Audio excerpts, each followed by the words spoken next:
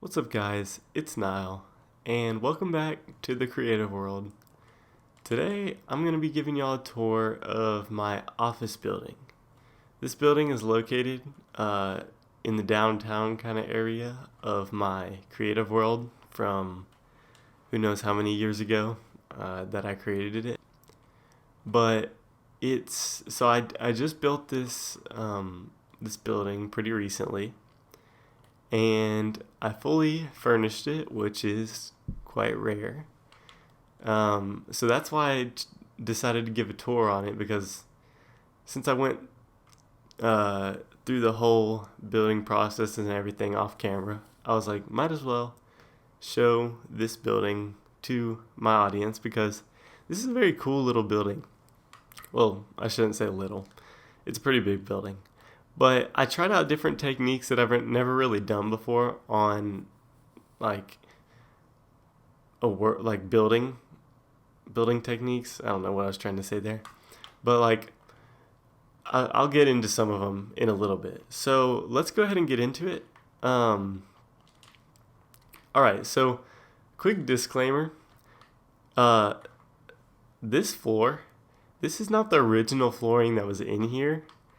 Now, I've left it because I didn't think it looked awful. I thought it looked decent.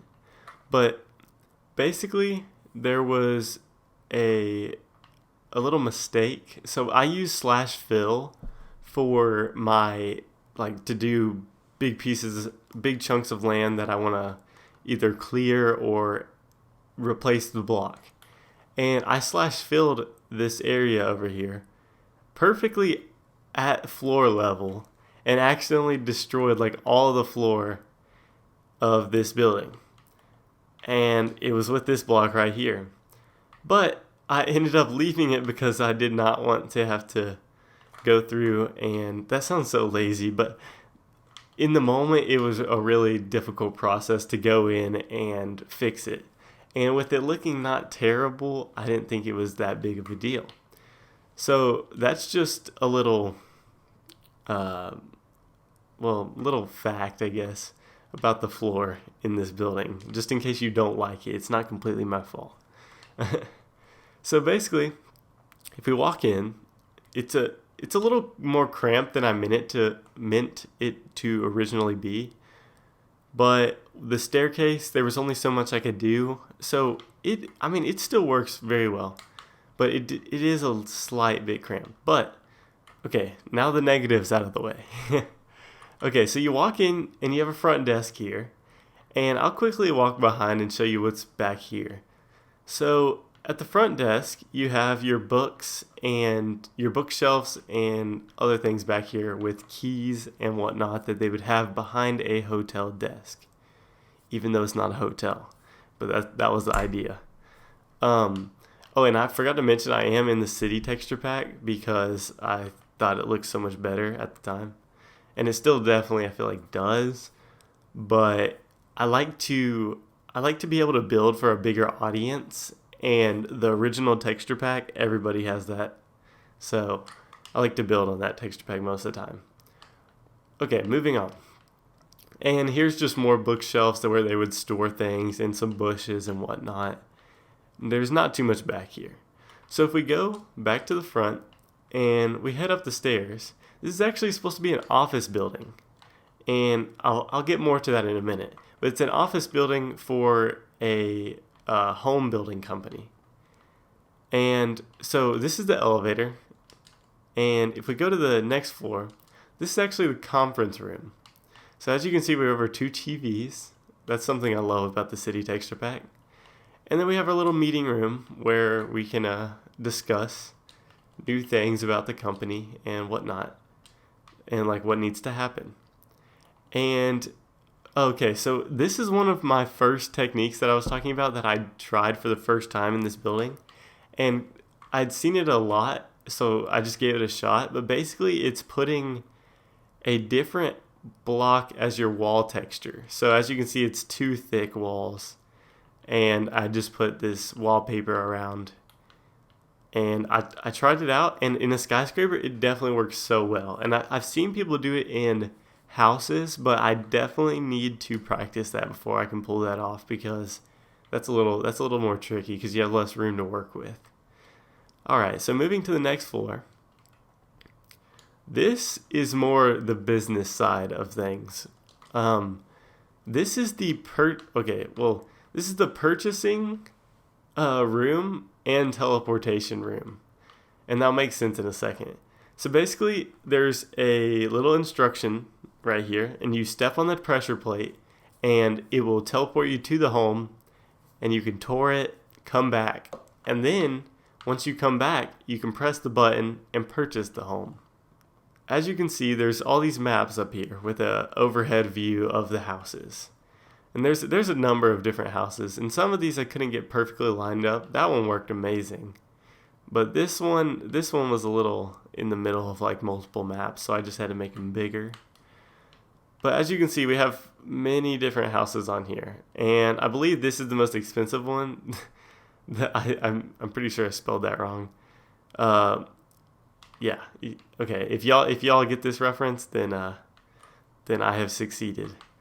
But so this is the most crazy house that I have. It's just it's wild. It's a big modern mansion. It's not furnished, unfortunately, but it's a cool house. I'm thinking we will teleport. I'm not sure which one we'll teleport to, but we'll do that at the end of the video because it will cause us to leave. And I'll show you how the purchasing works as well. All right, so moving on to the next floor, we have our first office floor. And this is the only office floor that I will be touring because the next three are the exact same. Okay, so if we take a left, we have just one of our basic office rooms. You got your plant, your computer, your painting, and your bookshelf. And it's a nice little cozy office room. As you can see, I did the wallpaper thing again. And you got a nice view. And it's the same thing across the hallway. I'll just give a quick glimpse to show you what I mean. But if we go on this very end of the hallway right here, you can see this one is much bigger. This is like the head of the floor. This is the guy who got a minor raise, I guess. And he has a little meeting section over here. I don't know. I couldn't really fit another chair in, so you just kind of have to act like there's a meeting section over there, or maybe just a reading section. That would probably work better. And then over here we have the same thing, same desk. It's just a little bigger, and it's got a better view for sure of the town.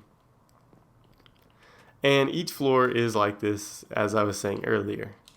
So this is an office floor. This is an office floor. And then we're at the very top floor, as you can see.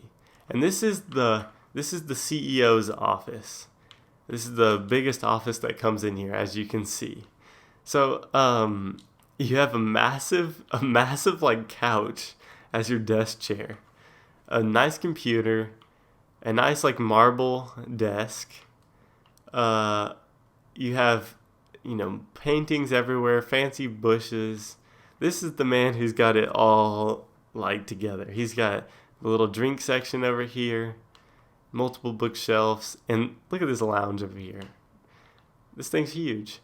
And I was actually originally going to put a hot tub there, but then I was like, I got to make it a little more realistic. Okay, and also I tried out this little design. This is actually a painting that comes with the city texture pack, but I put it there, and since I had the blue walls, it really matched together fairly well. So I really like that little touch to this room. Okay, so that actually completes all the floors. I went through those a lot faster than I thought I was going to, but we'll come back down to the buying and selling room. All right, so I'll give you a glimpse of what's happening behind here. We've got lots of command blocks going on, but they're very repetitive. I don't know how to use command blocks super well, but I know how to use them enough to do this. So I'm going to quickly go in, and I'm going to make this free real quick. We have a little money system on this server, or this world, because back before I started recording, Minecraft was getting kind of boring, and I was like, I need to spice it up a little. So I made a little money system out of command blocks, and when I have my HUD on, you can actually see my like bank account and like what's in it. We just used a scoreboard for that. So okay, so this is actually the one that takes the money out of my account. So I'm going to quickly make that $0.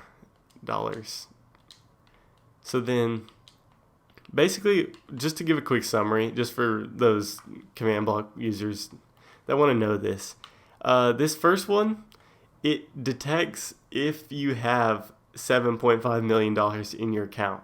As I was saying, you have a balance, and this confirms if you have enough money or not. Then, the next one actually subtracts that money out of your account. As you can see, I changed it to 0, so it does not subtract the money out of my account anymore. But it would if I had a number there. And you make it the same as what you check for, so I think y'all understand. And then the final one tells you, it's a little purchased sign that goes across your screen to confirm that you have purchased the house. So I changed it to where it wouldn't deduct any money from our account, just so I could show you exactly what happens. So if I wanted to buy this, I click this button, the light turns on, and absolutely nothing happens. Alright, so now you can see my money to the right hand corner, or the right side of the screen. And now when I click this button, you can see it says purchased across my screen. I think that's so cool. And it just lingers there for a little bit and then dissipates. And that's basically all it does when it comes to purchasing things. But so if, let's say I wanted to buy, let's see, did I decide on a house that I wanted to? Okay, so we're going to go to the Belzerian Mansion. I'm actually not sure how to pronounce that, but okay. So go here, you step on the pressure plate, and it teleports you to the helicopter pad, because this is actually the only way you can get to this house. And now you can see that we're at the house, and if I wanted to, I could tour the whole thing and see, what's inside of it, what's it all about, and then come back and purchase it. So, but that completes the tour of the real estate office building in the city. I hope you all enjoyed, and I'll see you all next time. Peace out.